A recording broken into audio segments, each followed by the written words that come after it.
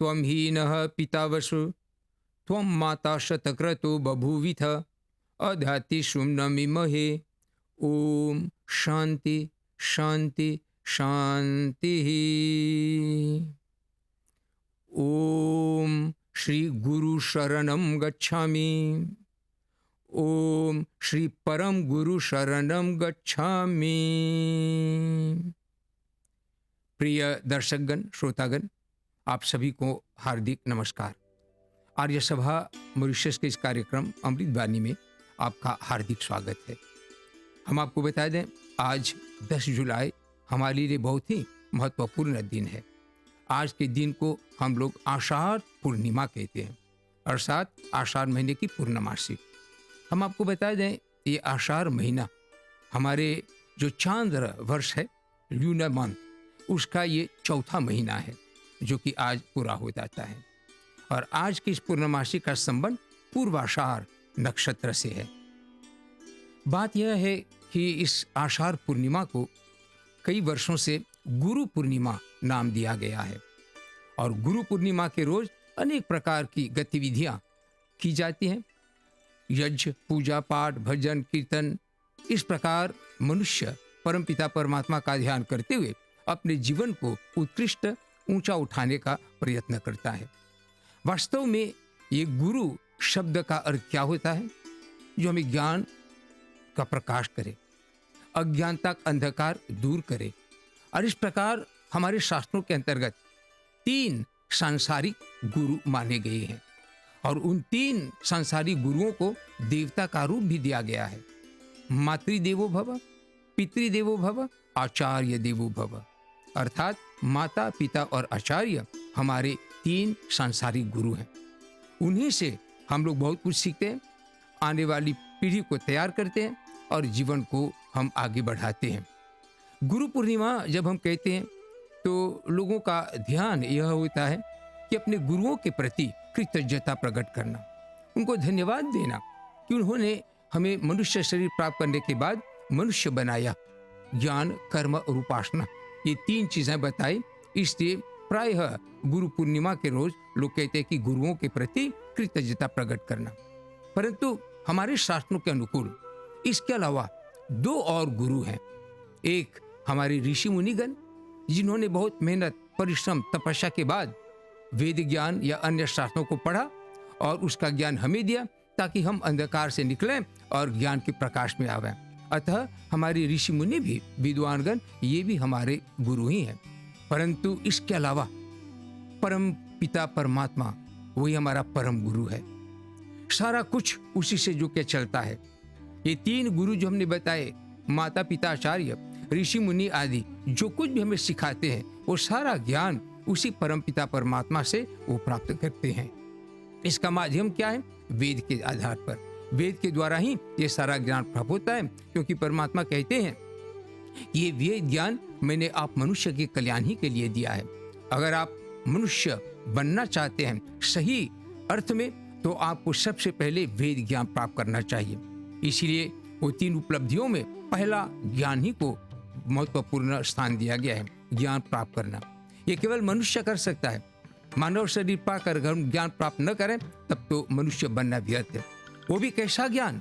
शुद्ध, पवित्र, अच्छा ज्ञान, जिनके द्वारा अपना भी कल्याण हो, अन्यों का भी कल्याण हो, ये ज्ञान।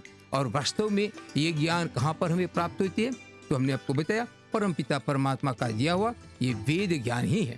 अतः गुरु पूर्णिमा के रोज हम लोग परमात्मा से प्रार्थना करते हैं कि वेद ज्ञान के द्वारा हम लोगों का मार्गदर्शन हुए, सही ज्ञान प्राप्त हुए।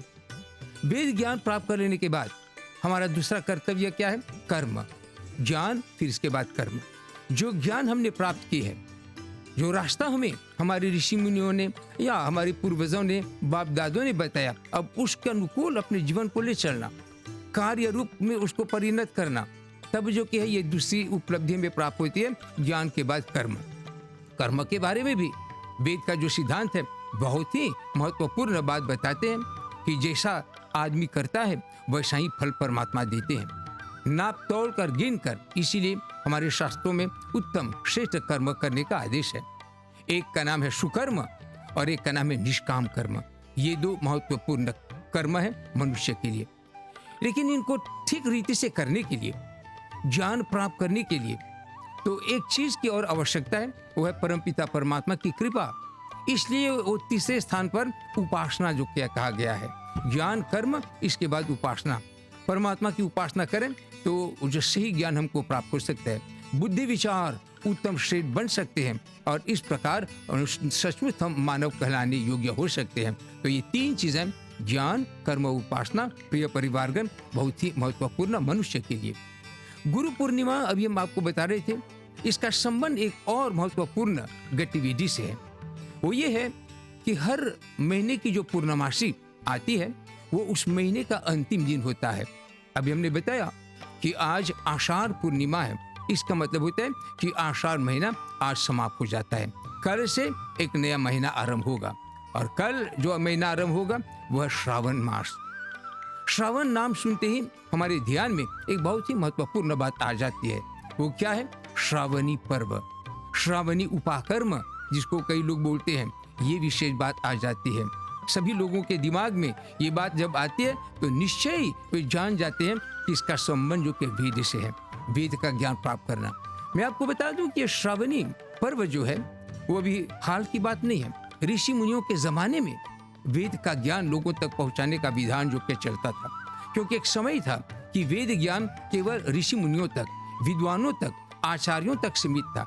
साधारण लोग इससे वंचित थे, पता नहीं था, क्योंकि हम सब जानते हैं कि वेद की जो भाषा है वो केवल ऋषि मुनि लोग पढ़ सकते थे। इसलिए वेद के अर्थों को खोलने के लिए ऋषि मुनियों की आवश्यकता है। जब उन्होंने ये अर्थ हमें बता दिया तब जो कि है हम समझ गए कि वेद वास्तव में इसमें क्या ज्ञान होता है।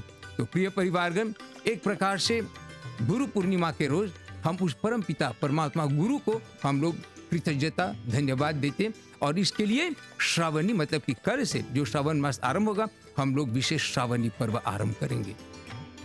ये भी अब जानने योग्य बात है कि श्रावणी पर्व को हम लोग, कई लोग श्रावणी उपाकर्म कहते हैं। उपाकर्म का मतलब प्रारंभ और उत्सर्जन का मतलब समाप्ति। प्राचीन काल में श्रावणी जो पर्व है इसका आरंभ वो श्रावण मास की पूर्णिमा से होती थी और यहाँ पर मॉरिशस में हम लोग एक महीने पहले से ही इसको आरंभ कर देते हैं। बड़ी अच्छी बात है, थोड़ा ज़्यादा समय मिलेगा हम लोगों को वेद पाठ करने का, सुनने का, बोलने का। तो हम लोग एक महीना कल से आरंभ करेंगे, लेकिन वास्तव में उपाकर्म श्रावण पूर्णिमा को कहते हैं और इसका उत्सर्जन 4 मास के बाद मार्गशीर्ष पूर्णिमा को किया जाता था। इसीलिए इस पर्व को चातुर्मास्य भी कहा जाता था। लेकिन वर्तमान समय में समय ऐसा आगे है कि हम 4 महीने लोगों को ये कार्य करने के लिए नहीं कह सकते हैं। तो हम आपको संकेत कर दें प्रिय परिवारगण, श्रावण जो पूर्णिमा है उस रोज तक कई लोग श्रावणी पर्व मनाते हैं, लेकिन आर्य सभा मॉरिशस की ओर से ये 1 महीना और हम लोगों को दिया जाता है।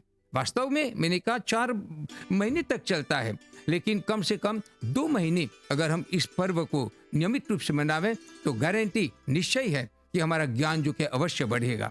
तो इस प्रकार श्रावणी पर्व के अंतर्गत हम बहुत प्रकार की गतिविधियों का आयोजन करते हैं। जो लोग भाग लेते हैं, जो लोग करते हैं, उनको पता है।